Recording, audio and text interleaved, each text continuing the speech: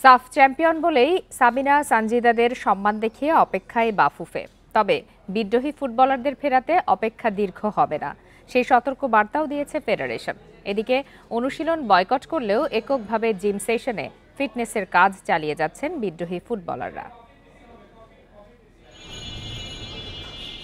সঞ্জিদা আক্তার বিদ্রোহী দলের একজন, বুধবার একাই জিম সেশনে।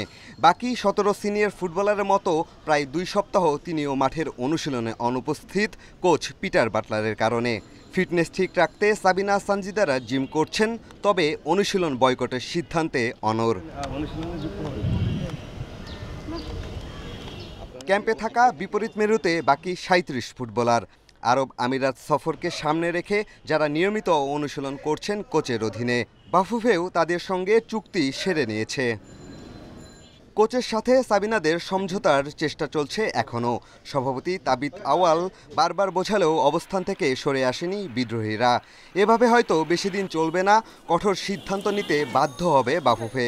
তারই ইঙ্গিত দিয়েছেন সিনিয়র সহসভাপতি ইমরুল হাসান। তারা কিন্তু আমাদের দেশকে অনেক সম্মান এনে দিয়েছে, তো আমরা তাদেরকে অসময়ে হারাতে চাই না। কিন্তু তারপর একটা কথা বলতে, আসলে ডিসিপ্লিন সব কিছুর ঊর্ধ্বে। আমরা তাদেরকে সম্মান দেখিয়ে তাদের জন্য অপেক্ষা করছি, কিন্তু এই অপেক্ষা নিশ্চয়ই অনন্তকাল হবে না, একটা নির্দিষ্ট সময় পর্যন্ত অবশ্যই থাকবে, এবং সেটা একটা যুক্তিসঙ্গত সময়ের মধ্যে হয়তো আমরা নতুন ভাবনা চিন্তা করব। কোচ ফুটবলারের দ্বন্দ্বে নারী ফুটবলের ঘোর অমানিসা।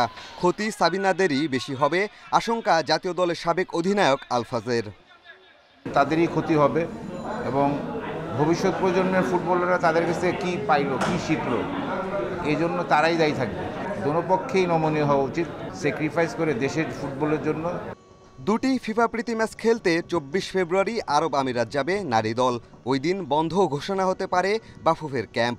সিদ্ধান্ত বদলে চুক্তি না করলে সাবিনাদের ভবিষ্যৎ কি, তা নিয়েই শঙ্কা। পিয়াস সাহা, ইন্ডিপেন্ডেন্ট নিউজ, ঢাকা।